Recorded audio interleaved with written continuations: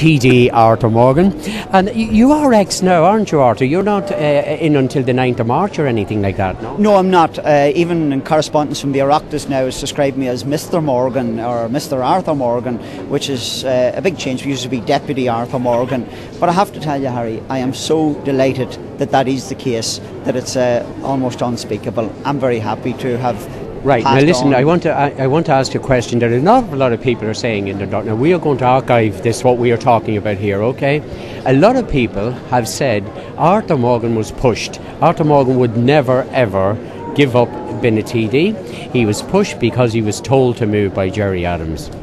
Well, Authur doesn't do pushing well. He certainly doesn't take pushing well. I'm not saying that in any way arrogant, but I'm like, bit of an awkward canat, Harry. Like yourself, probably all we men are awkward, like we dogs, you know, we're vicious we gets when we get going. The truth be told, Harry, I almost didn't run in 2007. I certainly didn't want to run in 2007. I didn't want to run in 2002. I think I maybe said this to you before in your radio show, Harry. I never wanted to be in electoral politics of any kind. I certainly never wanted to be in the Dáil. Even though I led the campaign in 1986 in this county for Sinn Fein to end its policy of abstentionism, where, you know, if elected to the Dáil you wouldn't take your seats, and we won that argument both in Louth, and we won that argument at our Ardesh of 1986, which led to a walkout, by the way, and a further split in the party, minor enough at the time. But I found that others within this county did not agree with the peace process, did not agree with the path that Gerry Adams was leading us in terms of the developing Irish peace process and all that entailed. And there was a substantial walkout from Sinn Féin at a Curracanta level in the county in 1997. Late that year, I think it was about October in 97. And so as a consequence of that, and because I was such a very profound supporter of the peace process, I found myself cast in a role of leadership that I didn't want and I didn't aspire to. But that actually put me on a trajectory, for want of a better term, of supporting the peace process, of building support around the peace process in County Louth. And consequently, when elections came, as of course they did in local election in '99, I stood for that office. Was that your first time going up for election? No, my first time was in 1985, June 1985. I was out of the H blocks 9 months at the time, and I stood for election for the first time in my life then. And ironically, I topped the poll, and I was about 100 votes ahead of my nearest competitor. But because of the quirk of the PR system, and because we knew nothing about canvassing, or my team, my small team at the time, knew nothing about canvassing, we didn't know to look for transfers or anything else. So I lost that vote by that seat by 11 votes. I subsequently contested general elections in '87 and '89, and a further local election in '91. And it was, in each occasion, it was my third attempt which secured the seat. My third attempt was in 1999 to Louth County Council. I secured that, and my third attempt to the Dáil was 2002, and I secured that. So there's no truth in that rumour? Not even a shred of truth in that rumour, and I believe that rumour was put out maliciously by our political opponents. And in fact, when Gerry Adams and I first spoke about Gerry succeeding me, because we already spoke many times about me not contesting and how we would handle that and how we might begin to look for who and all the business you do in politics. And we had a meeting, it was just the two of us, in the Carrickdale Hotel in August 2009. Was the first time we sat down and had a specific conversation about Gerry taking over or seeking to retain the seat. And the first thing I said, Gerry, I said, you're going to have a problem, because one of the first things, and particularly Fianna Fáil will put out, is that Authur was pushed. And he laughed. You even had that in your mind, this is what people would say? Instantly I knew, because one of the things I always had was a reasonable good, and I don't bum about it, I just felt that a reasonable good gut instinct about not just our own politics but how others might. And how did he feel about that? He says, that would never, that wouldn't work. I says, of course it won't work. Hopefully it won't work. But I said, that's what will be said. And I said, there will be a vicious personal campaign against you, Gerry. personally. Because Arthur, the thing that was said was, where would Jerry have gone if you hadn't to retire? Where would he have gone in some other part of the country? Because he needed to be up around this area, didn't he, somewhere on the border? Well, there were a number of Dublin constituencies perhaps that he could have stood in. There are a number of other constituencies outside of Dublin where he could have stood. But I'm glad he chose Louth. I'm really glad he chose Louth. And I suspected that the people of Louth would engage with him, because while there were some partitionist elements in the early part of the campaign, particularly saying things like, why are you coming down here to stand in Louth? Why not? Why not? Yeah, I think other than the media, the people, the ordinary public, started to kind of talk about him in a much different way recently.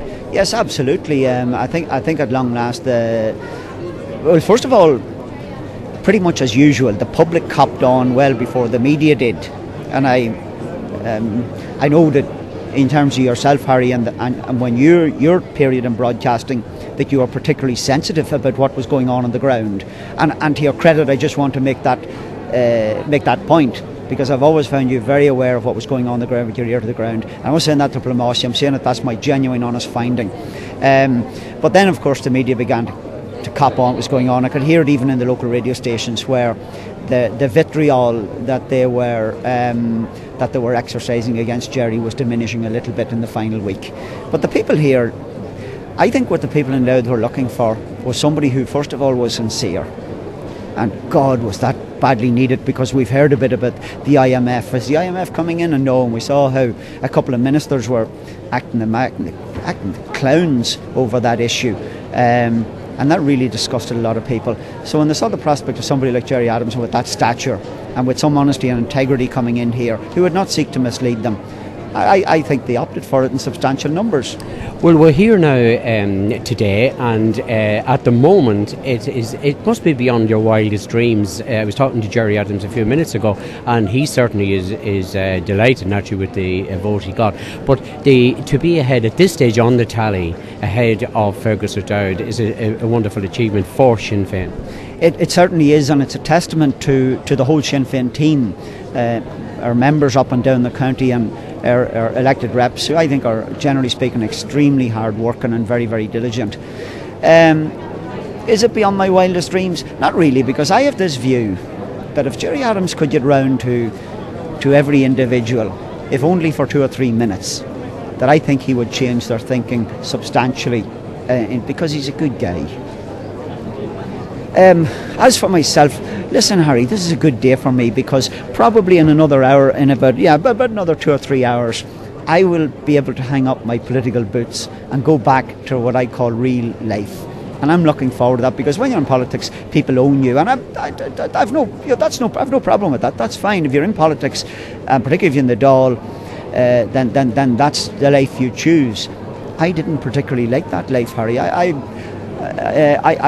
would prefer be a private person. I would prefer much, the isolation of the Cooley Mountains, walking in the Cooley Mountains, or in a boat in Carlingford Lough, or somewhere else on my own, or with a friend. That's my real pleasure and delight in life. Well, Authur, can I know that you will be very well remembered in Dundalk, and forgetting about your politics but as an extremely hard worker for the people of Dundalk, and away from your politics again, and I stress this, away from your politics, my experience of you, and I've seen you underground working when I was doing my programme, and it didn't make any difference what party you were from, you just wanted to help people. Oh yeah, I mean, God, this is going to sound awkward, but I actually agree with Ian Paisley and how he conducted himself in his constituency. And I was up canvassing in that constituency many times for Sinn Féin members. No, not for Sinn Féin, not for Sinn Féin, not for Ian Paisley. But I came across nationalist people and Republican people who had on occasions gone to him as their political representative. And their comment was that he tried very hard for everybody who went to him. I hope that I'd done that. Certainly I tried to conduct myself in that way. Of course you were thrown out of the Dáil a few times. More than a few times, yes. And I never, maybe this is wrong, but I never had that big pile of respect for the institution of the Dáil, because I felt that if you're there to represent the people who elected you and the people of this constituency, not just who elected you, but the people of this constituency, I felt I had a point to make, and particularly important matters like the health service, which isn't now available to us in Dundalk in particular, that even if they didn't want to hear my message, I was going to give it to them. And on more than a half a dozen occasions, I ended up getting thrown out. I couldn't care less. Well, Authur Kelly, thank you very much indeed for talking to us, and enjoy your retirement before you go back into the private business. And Harry, thanks to you and your team. We really appreciate the integrity that you exercised in all the times we ever spoke. Thank you very much. Thank you very much indeed, Authur Morgan. Thank you.